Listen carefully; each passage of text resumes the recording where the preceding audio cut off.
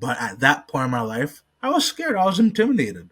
Uh, and especially when the Jewish community on my campus, on that campus, was like 10, 15 people. Yeah. It, there's no will to be the only Jew that stands out.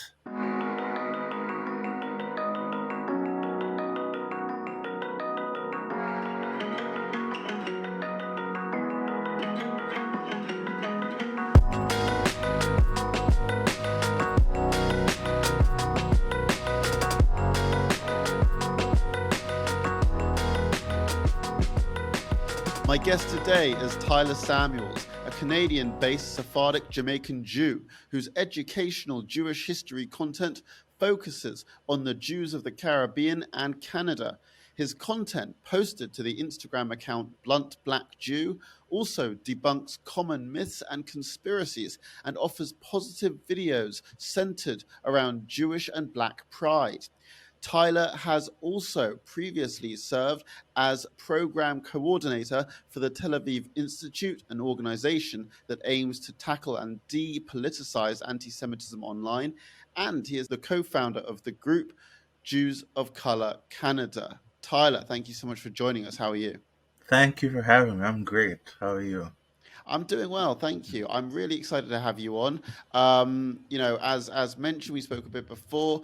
The Jews of the Caribbean is not really something that we've talked much about, so I'm really, really excited to get into it. Before we do that, I wanna find out a bit more about you and who you are. So, as mentioned, you are a Canadian-based Sephardic Jamaican Jew. Could you tell us a bit about your own roots and what your Jewish upbringing looked like? So my parents came to this country, Canada, over probably 20, 30 years ago with most of my family. And we, Judaism wasn't really a thing for us. And so I grew up not really knowing my heritage, my identity as strongly as, let's say, other Canadian Jews would have. And what struck a chord for me to, actually get into my Judaism, get into uh, this identity that I love, happened in high school. It was a world religions class, and everyone was asking about Judaism because that week we were talking about Judaism, and they were looking at me. They were pointing at me, asking me all these questions, and a lot of the time I couldn't answer because I didn't know, because I was so far removed from that part of my identity. And looking back at it now, it was upsetting because what followed afterwards was anti-Semitism in my high school. But now, looking back on it again and educating myself about who I am, that was one of the most impactful moments of my childhood or life, where I had to really think about, as a Jew, what does this mean? What does this identity mean to me? What does this hold to me? And especially being a Jamaican Jew and that ancestry and that history. So I based my life around that. Um, and it it's been interesting. It's been an interesting couple of years dealing with both Black and Jewish identities, because a lot of people think that we don't exist when we do, and that's within both the Jewish world and the non-Jewish world. Uh, and so, especially in Canada, you stand out more than you would, let's say, in the United States or in Jamaica, where Jamaican Jews are incredibly diverse to the point of there will be Jews who look like me there, there will be Jews who look like you there, there will be Jews that look entirely different from the both of us. But that's the legacy of Caribbean Jewry and Jamaican Jews, I should say. Mm. You mentioned a moment ago that when it came to high school, there was a bit of anti-Semitism. Could you tell us a bit more about that? Wonderful years of my life. Honestly, I didn't actually understand why it exploded as it did, because plenty of people in my high school knew I was Jewish. They were okay with it, and then all of a sudden one day, people just started bringing up Christ killer whenever they would mention Jews or me, the Christ killer thing. Oh, Jews killed Jesus Christ and everything, and then it started escalating, and it was becoming much more common. And a lot of people, I guess, would say, why didn't you act on this? Why didn't you do anything? And a lot of people don't understand. High school for me was 28, I mean, 2008 and 2012. And completely different era as it is now. Uh, like growing up, like I heard racism, I heard anti-Semitism, especially in elementary school. It wasn't just, go to the principal's office and report it. For me, in most of the cases, I would say, well, this is life. You have to deal with it on your own. You have to sit down with your classmates and talk about why this upset you. There wasn't really action by school administration to actually crack down on this. So in high school, like when I would go to the vice principal's office, it was not taken seriously for me. For other Jews at this the school, I figured it was taken much more seriously, and it was because, in my opinion, they probably don't think I am Jewish because I'm black. And yeah, it's weird, and like there were only probably 4 or 5 Jewish students at this high school of over like 2,000. Um, but it was because of that, I felt at least, that whenever I complained about anti Semitism to school administration, it wasn't taken seriously. So the Christ killer thing happened. Like typical slurs like money and pennies and all that happened, where people would tell that to me. Um, and I started to develop a thick skin because if no one was going to act to protect me, I had to do it on my own. And like I remember, I couldn't wait to graduate high school, get into university. There would be this huge Jewish community, and I would never have to experience that again.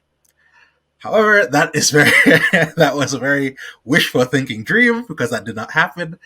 Um, but yeah, it definitely prepared me as I moved up in life because not a lot of Jews experienced that, especially here in Ontario. A lot of Jews live within areas of Ontario where there is a large Jewish population in the cities where they reside. So they go to Jewish day school with and majority Jewish, neighbors probably majority Jewish, and then when they get to university, they're taken aback because they have never experienced that. That's not the full Jewish Canadian experience, but talking to a lot of my Jewish friends, they who grew up in this situation, it was a complete culture shock when they got to university because they were not used to there's this blatant hatred. Um, so yeah, it it was interesting in high school. Yeah, we hear that a lot, and it's a real shame. We speak to a lot of Jewish people who go to Jewish schools. You run a lot of educational programs, and then they sort of go into the wider world. They leave the Jewish community for the first time for some of them, and they experience a lot of anti-Semitism, and it's a bit of a shock. Like, oh, what is this? And Exactly. but that's what we're here for. We're here to help and protect them. It is a shame when that happens, and the denial of the existence of Black Jews today is still staggering to me. To you, it may not be. You may be like, "Well, I'm very used to this," but from my perspective, I'm sort of like, "Still, really?" Yeah. Yeah, And yeah, it's a challenging thing, honestly, because like there's a history, there's a documented history of Black Jews, whether they're from the States, the Caribbean, Africa. Um, so there's really no, for me at least, there's really no excuse in 2023 where this type of thinking continues, but it does. It does, unfortunately. Let's talk about the history of the Jews in the Caribbean, because a lot of your content touches upon this, and this is something that I personally don't know loads about, and I'd be really really interested to hear more from you. Okay, so um, basically, it has everything to do with the Inquisition, the Spanish and Portuguese Inquisition. Uh, so, what primarily happened was uh, in the Caribbean, there were islands that were colonized by, let's say, the Dutch or the British. Those islands were bases of refuge. So, Jews who were forcibly converted fled, or when they were expelled from either Spain or Portugal, they fled to these islands.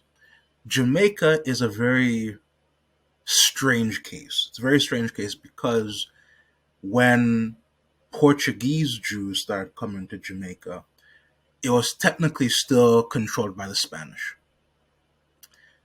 We don't really know why this was allowed. Some of the theories say that because Jamaica was conquered by Christopher Columbus, his family somehow turned a blind eye because the ownership of the island passed towards his family after his death.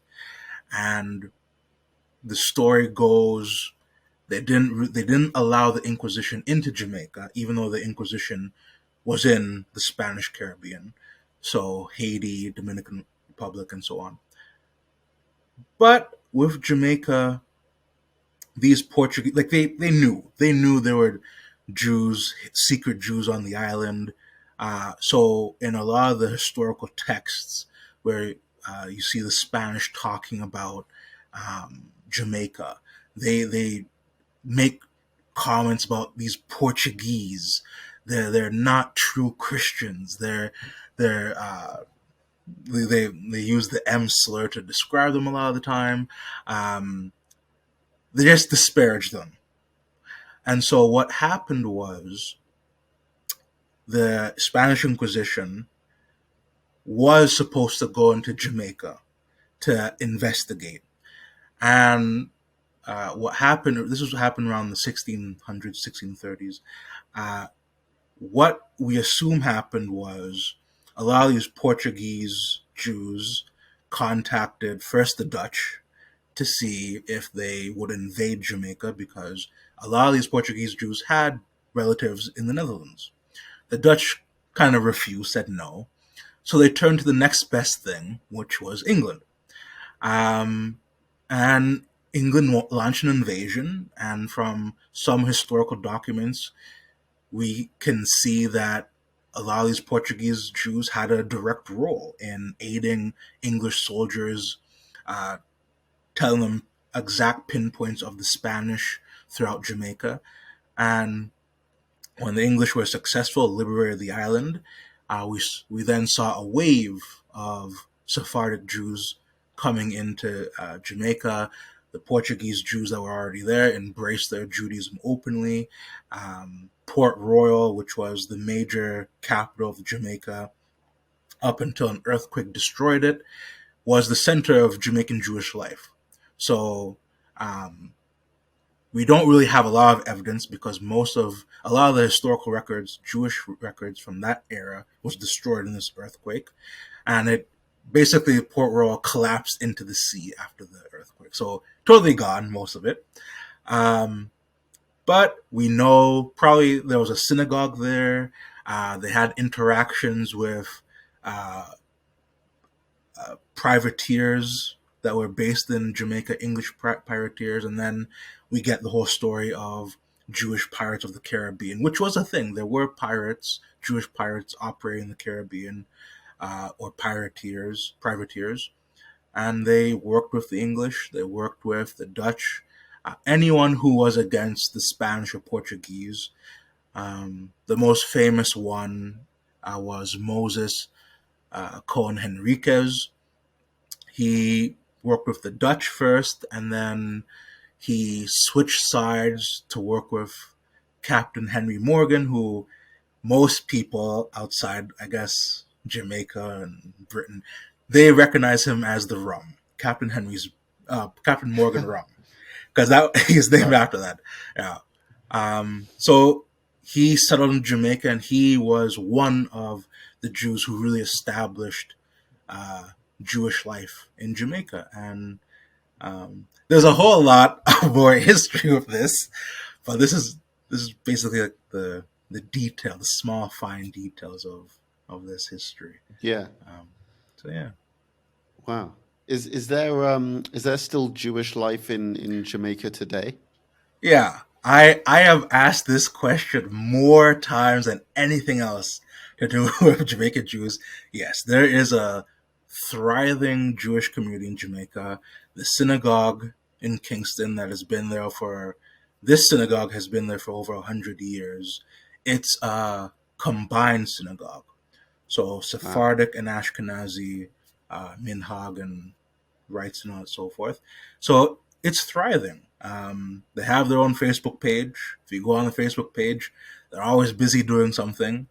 So that's in Kingston, and then in Montego Bay, Chabad set up their Chabad synagogue center there. So that caters to both the locals and Jews who travel there for vacation or Israelis that work there. Um, but yeah, Jewish life in Jamaica is very strong, and there's a misconception that this is just history; it no longer exists like other parts in the Caribbean. I would say wrong, yeah, on both in Jamaica and the rest of the Caribbean, uh, because it's flourishing, it's alive. We may not know the exact numbers of how many Jews in Jamaica there are today, but they're always having Shabbat services every single week. Nice. So if that doesn't tell you something, then Yeah. I don't know what will. And has Jewish life in the Caribbean pretty much been localized to Jamaica, or was there stuff going on in some of the surrounding islands? So no, so in Barbados there was is a Jamaican Jewish community. Uh, Carajo, Trinidad and Tobago, Grenada, all these islands had or have a Jewish presence. A lot of them still have the synagogues there.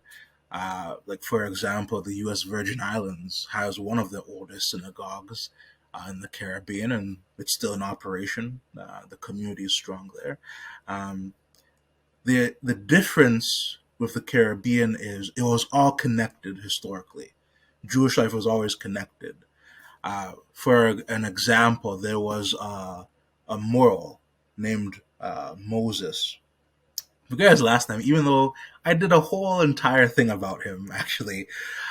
He, in the 1800s, he was the one moral of the Caribbean, of the Jewish Caribbean. So he traveled, he island hopped constantly performing ritual circumcision for the community because uh, if you had a family and your wife gave birth to a son and you needed a circumcision, a brit to happen, what are you going to do? Send a letter to the Netherlands or Britain or the America, and look how long that will take you. Months. Yeah. So with this guy, he did it all over the region. So he went from Jamaica to Caracol to Barbados to uh, Virgin Islands, probably Bahamas, all sorts of areas where he performed this service. So it was always connected, even though it was different. Like each Jewish Caribbean experience is different on every island.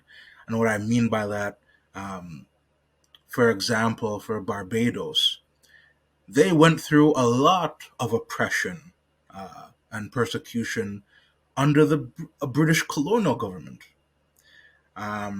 Apparently, there was even a ghetto established for them at one point. Jamaica, completely different experience. Discrimination, a lot of it economic discrimination, the same with Barbados, but it went further in Barbados. And then in other islands, there was much more tolerance. Um, but I think greatest connection is it was all connected. Jewish families were all connected throughout the Caribbean, and also the economic discrimination that isn't really talked about. Like, yes, they had some rights, but whether they were living under Dutch or British or even French colonial rule, they always had to fight for the little bit, teeny bit of uh, human rights when they had gone through so much of the Inquisition and then descendants of that facing that. So, Right. Right. Now, much has been documented on the relationships between Jews and Muslims and Jews and Christians. But I was wondering, could you tell us anything about the relationship between Jews and Rastafarians? so it's an interesting topic. Uh, I love talking about it.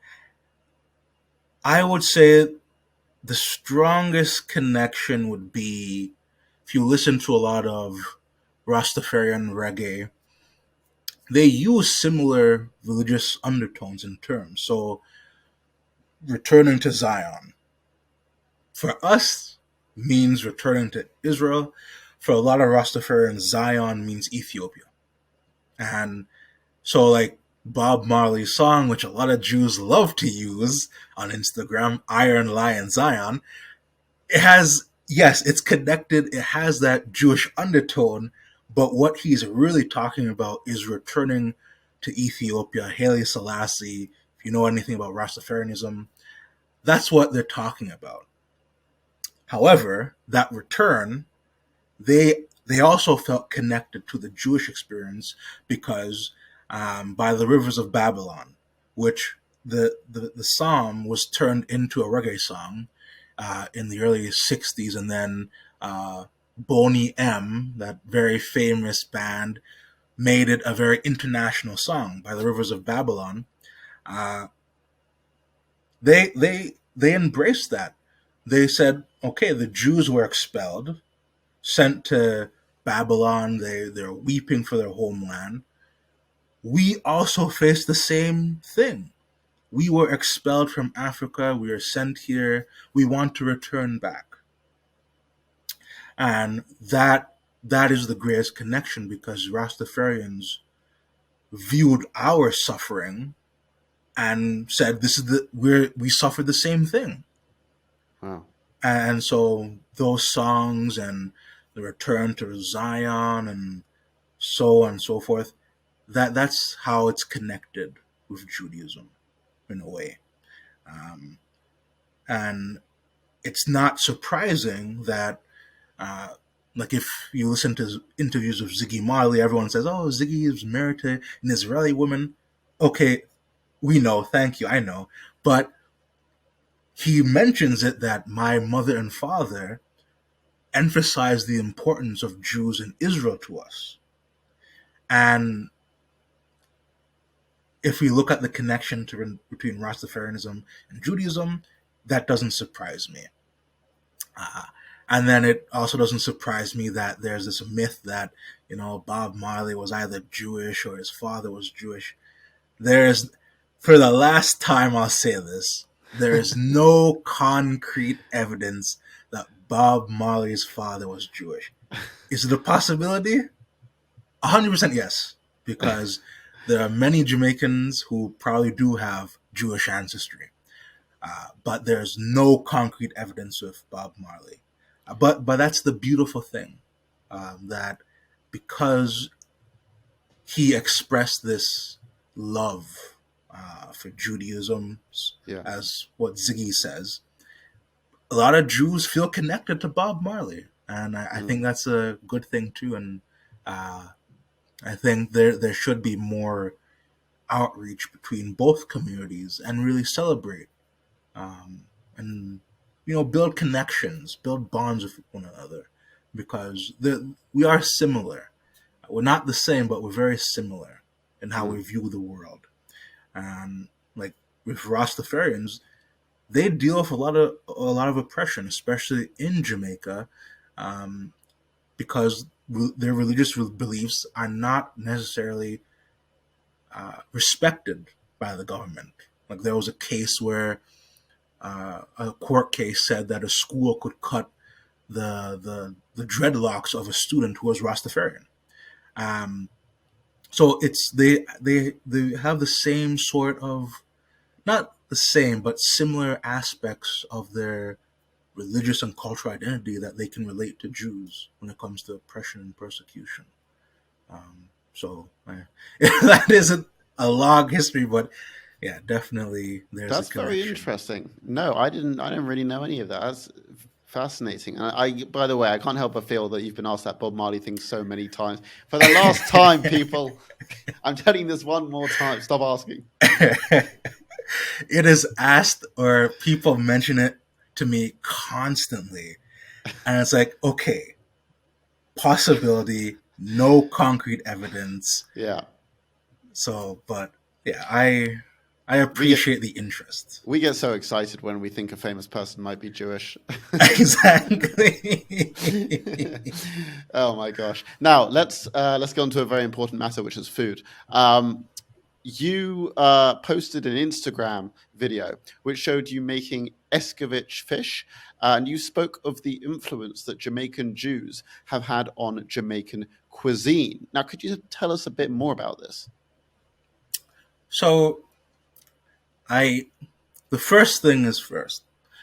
A lot of people outside of Jamaica or the Jamaican diaspora, even though that's an iffy thing to say, they view Jamaica as this black majority country. It's a black country. Jamaica may have a black majority, but it is not a black nation. Jamaica is a multicultural, multi-ethnic, multi-religious country.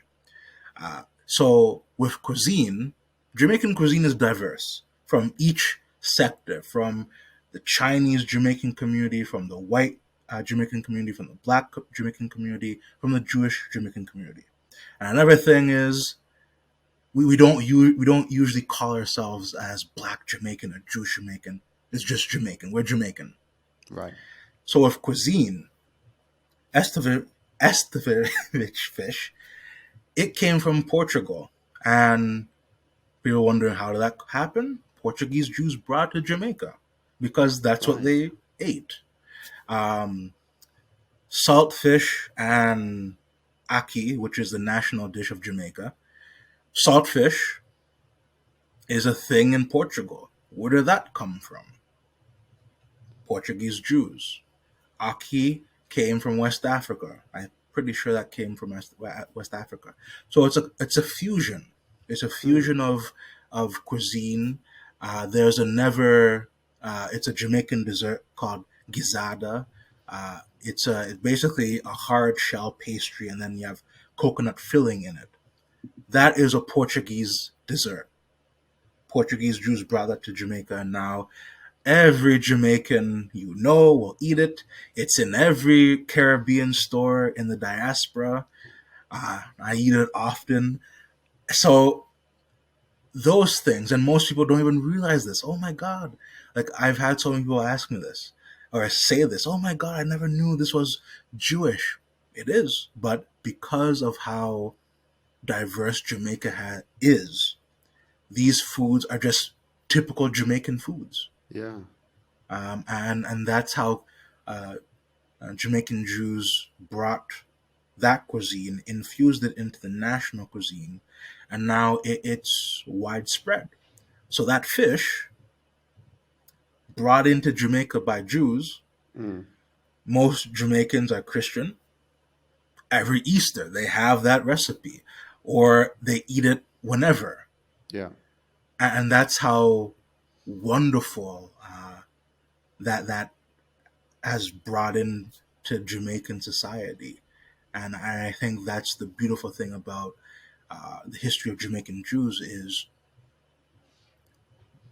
some assimilated, but they still retain their Jewish identity, but also assimilated to Jamaican identity, Jamaican culture, and that's what makes the community so unique, both in Jamaica and in diaspora. And that cuisine, first of all, it's a wonderful cuisine. Jamaican food is wonderful. It's amazing. I don't care what anyone says about that. It is wonderful. It's fantastic. But it also shows just how accepted uh, Jamaican Jews have been in Jamaica from the early stages of when they came, where they faced discrimination, until late 1800s. Mm. The House of Assemblies closed on Yom Kippur because majority of the members were Jewish, until now, where uh, it's rare to see anti-Semitism in Jamaica, but it's swiftly condemned when it does occur. Uh, Really? yeah, Mm. it's extremely rare to see anti-Semitism in Jamaica. Extremely rare. Um, it does happen. It's happened before, but it's extremely rare, and I think that's the beautiful experience. Because there was an interview of one of the very matriarchs of the community who died a couple of years ago, and to her, anti-Semitism was foreign. It was a foreign thing, and um, like she went to school in Jamaica, and she's like, I didn't experience this. I didn't experience anti-Semitism until I left Jamaica and gone to foreign, which is a patois thing, and she experienced it when she said she was Jewish, and it was a culture shock for her. Wow. So it's definitely a complete different diaspora experience, and with the culture and the cuisine, which nowadays a lot of people love to say Jews stole cuisine and all that. Um, it's a happier experience that we've had as Jamaican Yeah. Jews. So yeah.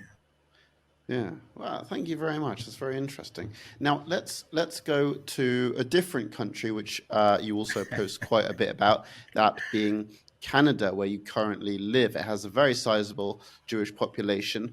How did this come to be? How did Canada become such a popular destination for Jews? It it's an interesting thing because throughout Canadian history, uh, they've always tried to prevent us from immigrating into this country, and it goes back to when uh, it wasn't even Canada. It was a French colony. So the French in Quebec, they banned Jews from coming into their colony. There was a famous case. Her name was Esther. Forget her last name, but she had to pretend that she was a man and a Christian to come in. And when they found out she was not only a woman but Jewish, the last recorded historical fact that we have about her was she was deported out of France after numerous efforts to get her to convert to Christianity. So it's always been this historical legacy of not wanting us, but it's always been we want to come, and usually it always has to do with persecution.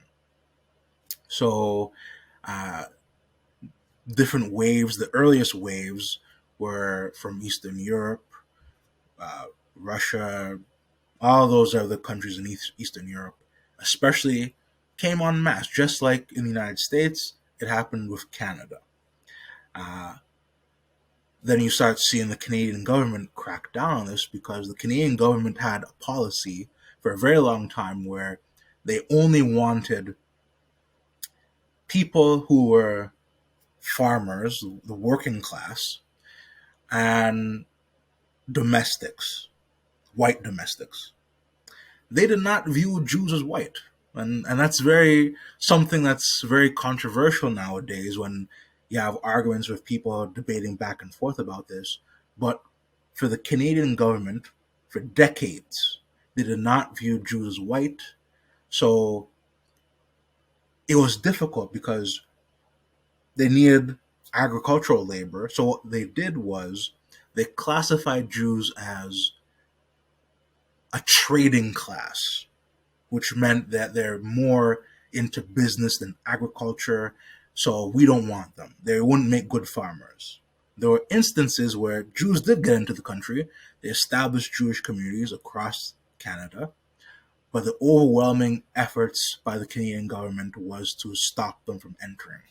And most of those Jews, early Jews, came in due to persecution, fleeing persecution. And like there have been waves of Jewish immigration over the years, from North Africa, Holocaust survivors, so on and so forth. But that's primarily the history. It's always been a struggle between the authorities in here and Jews trying to escape persecution for a better life. Right. Right. And as a Jewish person who's living in Canada now, in your opinion, what are some of the challenges that Jewish Canadians are facing today? Huh. I would say a very insidious nature of anti Semitism where it takes on two roles. One, it's extremely violent. So, a couple of summers ago, there was a guy who was walking around shirtless with a swastika on his chest, attacking Jews, asking if they're Jewish, and then attacking them. And then on the other hand, we have the insidious nature within our government systems. There was recently a scandal where there was a man who was supposed to be doing equity and diversity training within the Ministry of Historical or Cultural, something, Ministry of Culture, Federal Ministry of Culture. Turns out he was a raving anti-Semite. His tweets, everything, raving anti-Semite, and the Canadian government gave him a very large sum of money, and it became into a huge mess where there was a parliamentary investigation about this. I think it's still ongoing. Those type of things, and it's like, to us, it's almost like, is the Canadian government not vetting people that they hire or employ to do things concerning equity and diversity on a federal level? Are they not investigating these people who will then turn out to be raving anti Semites? So for us, it's basically, unless there is noise towards this anti Semitism that we make or the media makes, which is rare, it's always washed under the bridge. And I think that's the greatest fear for Canadian Jews, is that the government, especially provincial governments, are not doing enough to combat anti-Semitism. Only a few provinces in Ontario have embraced the IRA definition of anti-Semitism. Only a Right. few of them. Okay. And only a few of these provinces have mandated Holocaust studies. I think that it should be anti-Semitism studies instead of Holocaust studies, because it's just wide encompassing, that you need to include everything alongside the Holocaust. Um, for example, Ontario recently adopted this, so Holocaust studies is now mandated in this province that I live in, and it's shocking because it's anti-Semitism didn't happen a couple of years ago. The Right. Holocaust did not happen a year ago. It's been over what, 80 plus years since the Holocaust, 2,000, 4,000 years of anti-Semitism, and it's just Mm. now 2023 that this education here has been mandated. So um, there's a lot of worry, there's a lot of anxiety for Canadian Jews. I feel it. As a Canadian Jew, I feel it myself. Um, Sure. yeah. Sure. No, that sounds very concerning. Let's go to anti-Semitism in Canada on campus. Now, Mm. I read that whilst you were studying at the University of Toronto, you decided, I don't know for how long, but you decided to stop wearing your kippah because you kept getting harassed or stopped. That sounds particularly unpleasant. I'm very sorry that happened to you. Would you mind, if you're happy to do so, telling us what exactly happened there? So, if this is the article you read that I'm thinking you're talking about, because there have been several concerning my campus Okay. at U of T. What had happened was my campus, they have a very interesting history of anti Semitism, anti Israel rhetoric, BDS, which has all been combined into anti Semitism. Make no mistake about that. So, what would happen back then was their Israel Apartheid Week was very brutal. And I mean brutal in the fact that many of the people organizing this event knew I was Jewish. And so what happened was they would stop me in the hall. They had their paper mache or apartheid wall, and they would stop me and start demanding, admit that Israel is an apartheid state, yada yada yada. Like, you need to sign this, and I'm like, I'm just going to class, man. I don't care. Like, you can, I disagree with you. You can say what you want. I'm not gonna stop you, but you don't see me doing the same thing about terrorism in Israel perpetrated by Hamas or Islamic Jihad. You don't see me doing that to you. But they had the audacity to stop me because they saw the kippah too. So they, even if they didn't know I was Jewish personally, they saw the kippah, so they knew, and they would stop me. And it's interesting. On the one hand, they love to say that Judaism has no connection to Israel, but when it comes to talking about BDS, suddenly Jews must answer for everything the Israeli government does now. It's ironic, but it's Yeah. the truth. And so I decided at that point in time, I'm tired of this. I'm exhausted. Because in 2012, when I first got there, they passed the first out of many BDS motions. And it was anti-Semitism that I have never seen, even in high school, where people would mock me in Tim Horton lines, which is a restaurant in Canada, at our campus. They would mock Jews wearing kippas. They would say anti-Semitic things, uh, and it's like, I don't want to deal with this. I'm just here to get my degree. So I stopped wearing my kippah because of that. And it was getting, for me, it was getting dangerous because every time we would ask the university administration to step in, we are dying here. We are struggling to to survive as Jewish students on this campus because not just the Palestinian club who's pushing this BDS, it's the student union who is making this environment increasingly hostile to us. And like, we had a Jewish club on campus and we tried, but it was getting to a point where we needed the school administration to step in because Jews like myself who wore kippahs, they didn't want to wear kippahs anymore. You had some Jews transferring campuses to the main campus, and because they were tired of it. And every time the school administration, from my perspective and me dealing with them at the time, it was like they ignored it.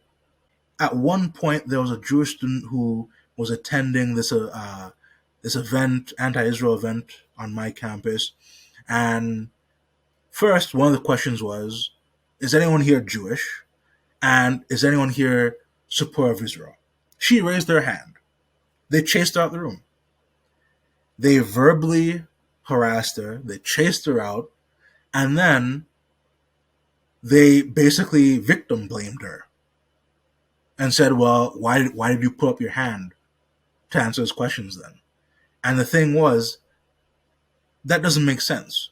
Why did you create an environment that was so hostile that a student, let's get that straight, a student who was Jewish had to leave the room because she was being chased out by your attendees? with slurs being thrown. So if people may ask why I may have taken off my kippah, because the environment at that point was so bad that it was unbearable, and I'd rather take in my personal security much more seriously than at that moment wear a kippah. Um, Obviously, that has changed because I wear a kippah every day, everywhere, in public, whatever, what have you. But at that point in my life, I was scared. I was intimidated, uh, and especially when the Jewish community on that campus, was like 10, 15 people. Yeah. It, there, there, there's no there's no will to be the only Jew that stands out in that type Yeah. of environment. So yeah. Well, look, I mean, to be honest, who could blame you? It sounds like an absolutely terrifying position to be in. I'm really sorry that happened. That sounds absolutely horrible. Um, I wanna talk a bit about what you've done since. Now you are instrumental in the group Jews of Color Canada. What is this group and what has your involvement been? So I was one of the co-founders with one of my dear friends, Rivka Campbell, who was also a Jamaican Jew here in Canada. We decided to create it because, really and truly, a lot of Jews in Canada do not look like us. And there are a lot of people within our community, within the Jewish community, that have a hard time with the Jew of color label because they see it as anyone who does not fit that label is white. Uh, and I somewhat agree and I somewhat disagree. Uh, Jews should be able to identify as however they choose to identify as Jews. So for me personally, I don't really call myself a Jew of color. I don't. I'm a black Jew or a Sephardic Jew, a Jamaican Jew, whatever, Canadian Jew, whatever. That's what I identify as. But when we started, we wanted to push Jews who look like us into these spaces where we were not being heard or visibly shown. And a lot of people are asking why. We're all Jews. Well, take for example synagogue security. Because of the rise of anti-Semitism, we've had to have security and police protect our places of worship. Not everyone on that police force or security knows there are black Jews or Jews that don't look like the stereotypical uh, Jewish person they see in media settings. What will happen if there is a security guard or police guard that sees me coming into a synagogue, stops me, questions me, and it turns into a situation? Has that happened to you? Yeah, it has. It has happened to me. It has happened to many other black Jews, especially in the States too, where they will be stopped and interrogated. Why are you here? I'm Jewish. I'm here to go to synagogue services. And it's a doubt because a lot of non-Jews, and I always tell this to people, it is a privilege to think that every non-Jew has met a Jew in their life. Unless they live in the city, and even then, that is a stretch in some cases. A lot of non-Jews have never seen a Jewish person unless it's in media or based upon stereotypes. So our original goal was first was to build a community of Jews that look like us as a support group. But then we realized there's a lot of problems within the Jewish community and the non-Jewish community on this issue. And so we've done education events where we talk about Jews across the world to young Canadian Jews here, where you say not every Jew was has a diaspora community in Europe. There are diaspora communities in North Africa, in Ethiopia, in the Caribbean, in China, in Asia, everywhere on Earth. there has been a Jewish diaspora community, and our mission has always been to emphasize that, but it's also been to emphasize non-Jews in realizing that there is no such thing as a Jewish look. There may be people who think there is, stereotypically the facial features like large noses and all that. Not every Jew has that. Not every Jew does.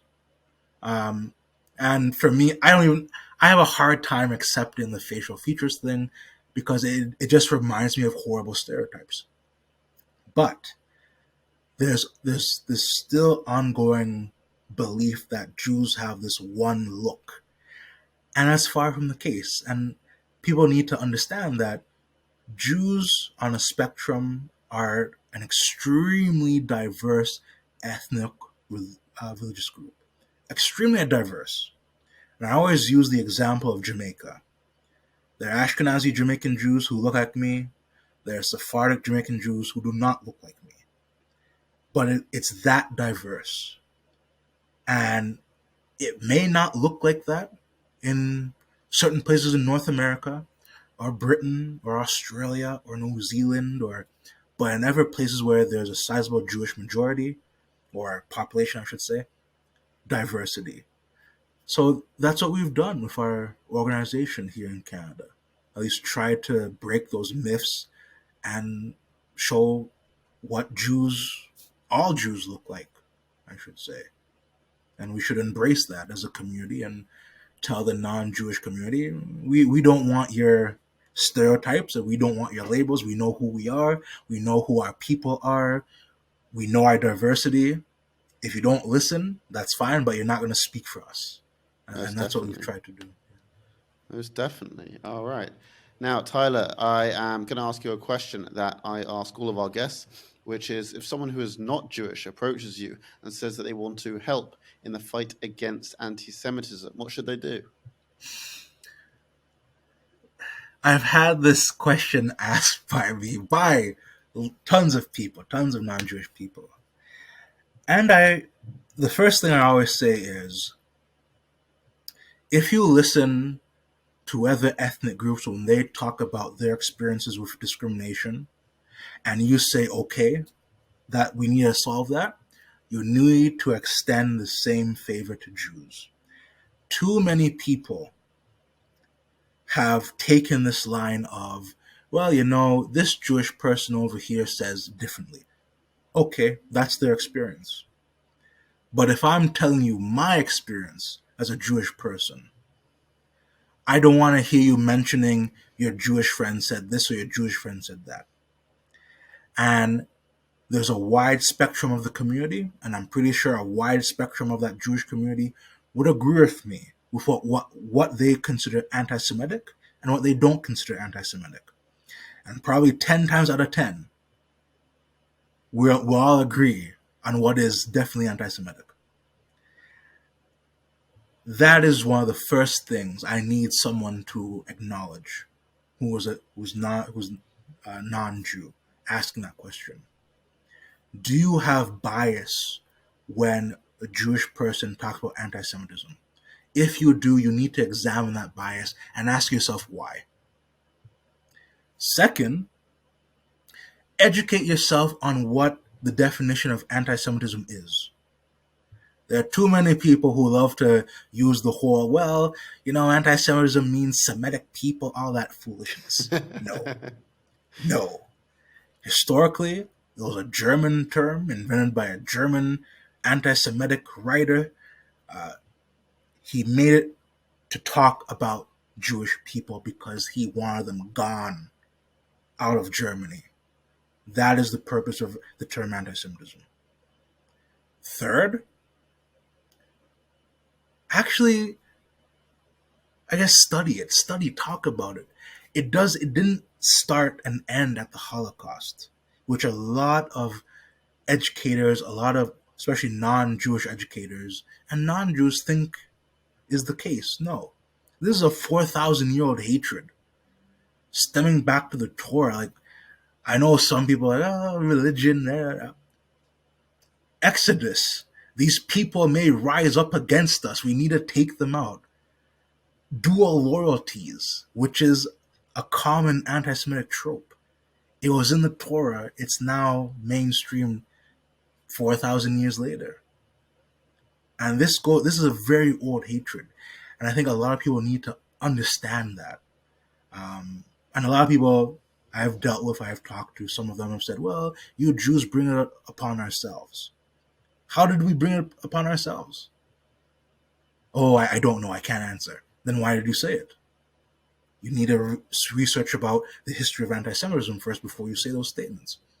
So I always challenge people to look at their biases, their preconceived notions about anti-Semitism, about Jews, even about Israel, because 9 out of 10 times, complete bias, they have no idea what they're talking about, or they're not educated whatsoever, and they just make assumptions. Mm. Do I think those people are anti-Semitic? 50-50. 50% yes, 50% no. Not everyone is anti-Semitic. They just believe things. And I feel that as a historian, as I guess an online educator now, we need to deconstruct these ideas rather than just say, well, anti-Semitic, whatever. No, you have to explain how this is anti-Semitic, how this is a historical trope.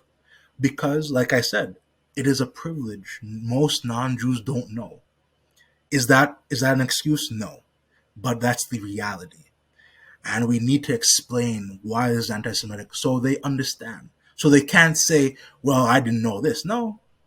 Here's the information for you in a very easily accessible way, with pictures and large print.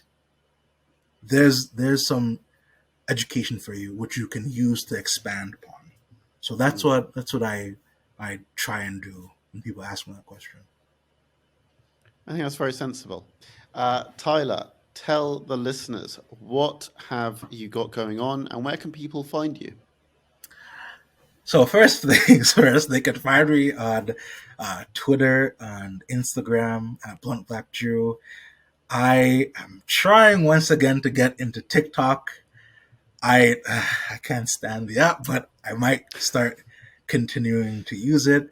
And secondly, what I've been doing is I've been trying to move away from just focusing on creating online content. I've been trying to, I guess, go more mainstream, to reach more people outside of the Jewish bubble that I have. I want to get a lot of this information into the hands of non-Jews. So I've partnered with a few organizations here to make video content that we're hopefully going to spread to non-Jews in Canada, and to talk about not just anti-Semitism, but how anti-Semitism affects Black Jews. Because a lot of people don't understand there's a difference. There's a difference of how we are treated by anti-Semites, and sometimes it transcends anti-Semitism to just plain old racism, anti-Black racism, or sometimes both. So we're trying to figure out how to do this to educate Jews, non-Jews, non-Jewish educators when it comes to anti-Semitism in Canada, especially. So that I'm hopefully get done soon. That sounds like some pretty great work. Tyler Samuels, thank you so much for joining me on podcast Against Antisemitism. Thank you.